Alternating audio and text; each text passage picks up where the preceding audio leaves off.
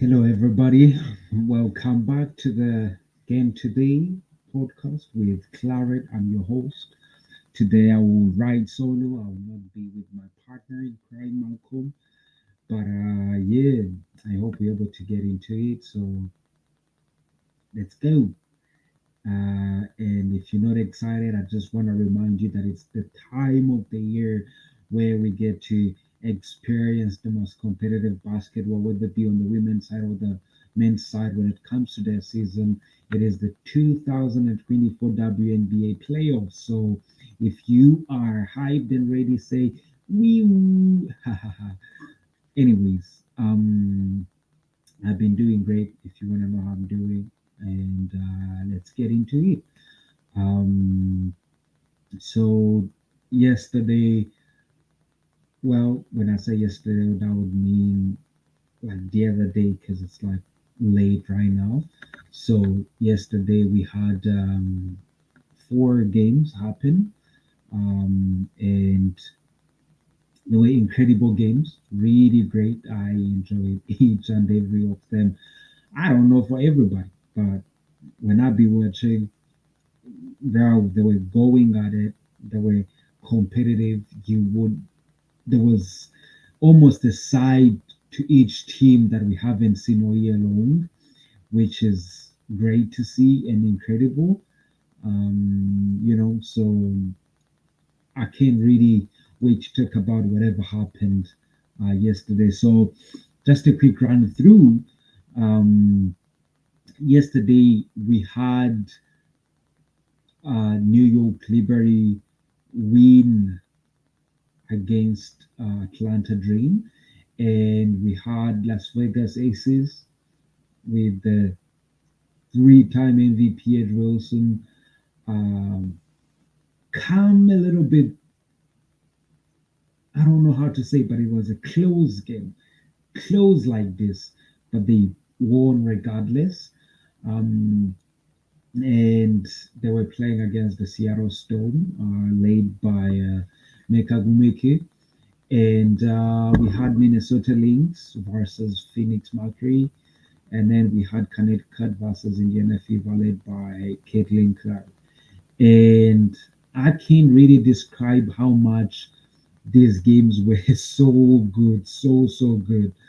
I'm just gonna go through a bunch of statistics just to let you know how the day went, and that way we can talk about things when you already understand what's going on. So, um, Dream Atlanta Dream lost to Liberty 83-69, right? So Dream 69, Liberty 83.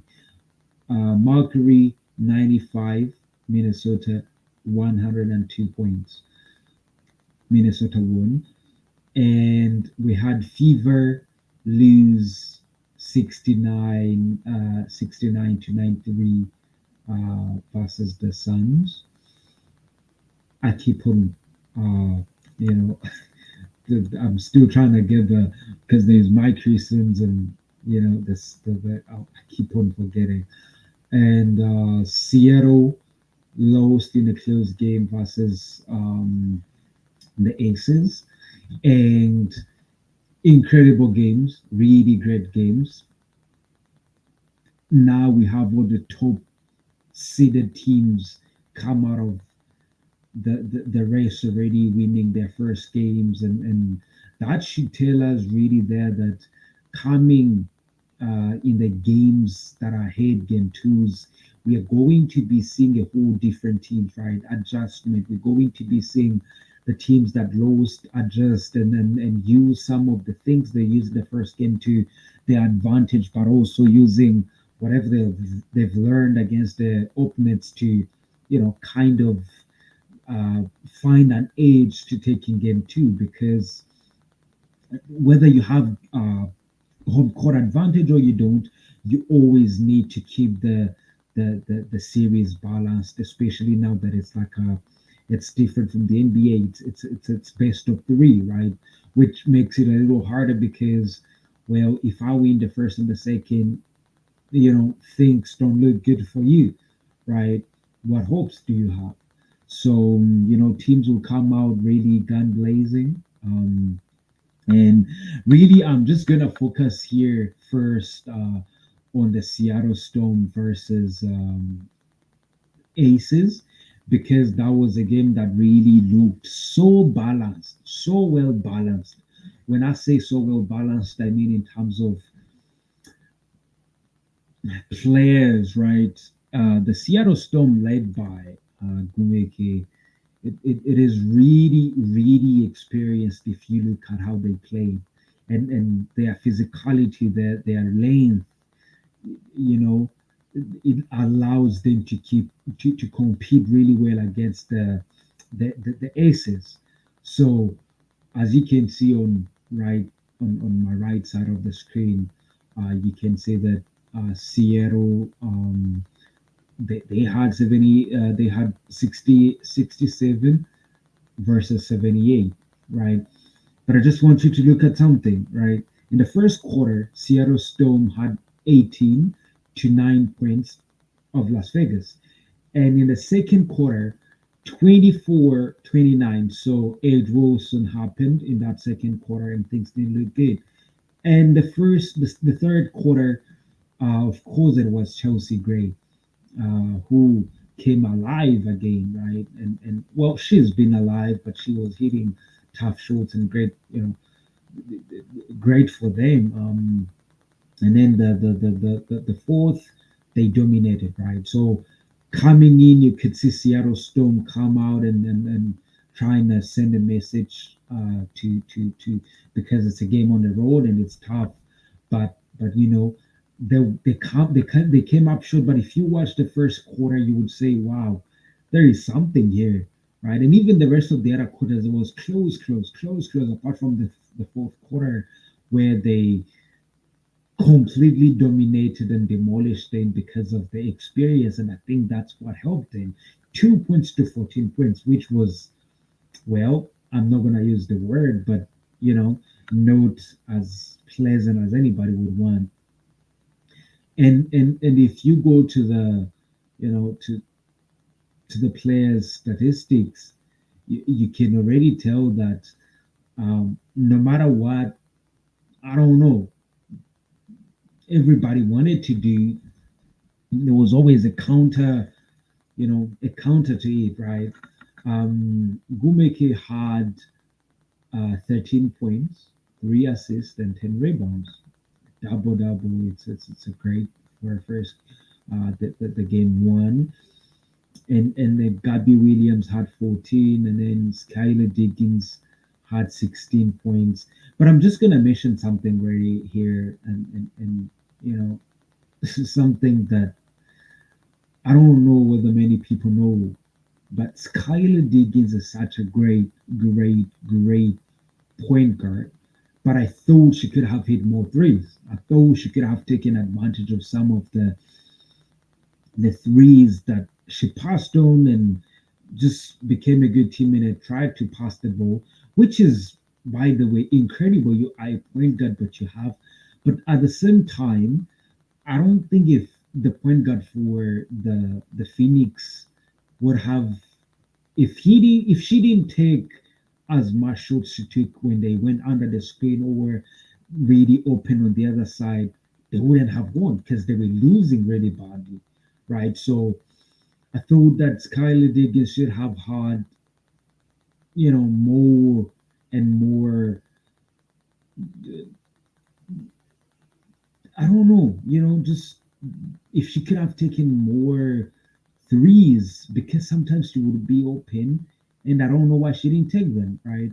But I think that will be one of the things that their coaches look at, and I think they'll definitely work on it. But the Las Vegas Aces really came out and dominated and really showed the Seattle Storm that as much as they can put in the fight, they are still the defending champs, right? And nothing has changed when it comes to them being the defending champs. So it was a great game. Moving on, the Atlanta Dream versus the New York Liberty. It was another great game, another great game, and I don't really care what nobody says, but you looking at you know a team with somebody who has been in the MVP race for quite some time now, right? Um, and she was, she did her thing, and everybody else did their thing, but I think it was really about the rest of the team, the things they were able to do, right? And you look at the New York Liberty, and you start thinking to yourself like they've been there, right? They know what this means. They know what it is. They know that they gotta have to win this and that to be able to to come up. Of course, they've done their first job, which is clinching the home court advantage, right? When it comes to winning the seeding and everything, but really they also came out like we are here, we've been here, you guys are here, but we know better, right? We can't let you take game one. They took care of business, and it was incredible. See, I can't wait to see how Atlanta uh, really fights back, because I thought they made a lot of mistakes. I thought they made a lot of mistakes that shouldn't have been made. For example, just letting back cuts go like that, or losing sight of your uh, opponent when you're guarding them, right? Just little things that they could tweak around. But I think as far as their length allows them to play, they'll be able to probably win game two. But the New York Liberty were really determined, and you can see the firepower in their eyes, trying to get this win. Um, and moving on to Phoenix versus Mercury, I mean, Minnesota versus Mercury. Um, I can't, I know that Minnesota has really been a team that we always looked at and say, that they're coming, right? But it always feels like there is something missing until they started firing. And of course, they're not gonna have the chance of hitting threes that they did in this game, but they play the brand of basketball that anybody would want to see. Would want to sit and say that is something to appreciate. That is incredible, right? They move the ball, extra passes, being able to pass on a shot for a great and an even better shot, right? The ball movement was incredible. So I can't really tell whether they will be able to lose, but from what I saw, really just by watching the game, I think they have what it takes to go to the high and compete with the best of the best, right? There was no discussion of whether the Mercury would be able to come back and try to win anything. They came out, firing, and Phoenix Mercury, um, they lost, right?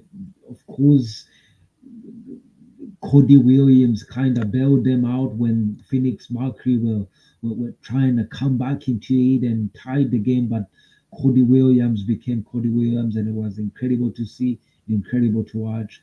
Um, you know, but really, what stood out for me was just the ball movement and the trust within the team, just the trust, letting somebody do something without looking here and there, right? And game two, I take the Minnesota game. Of course, the Suns will try to do something, but I take the Minnesota. I take Aces. I take Liberty. Um, and probably and probably I don't know,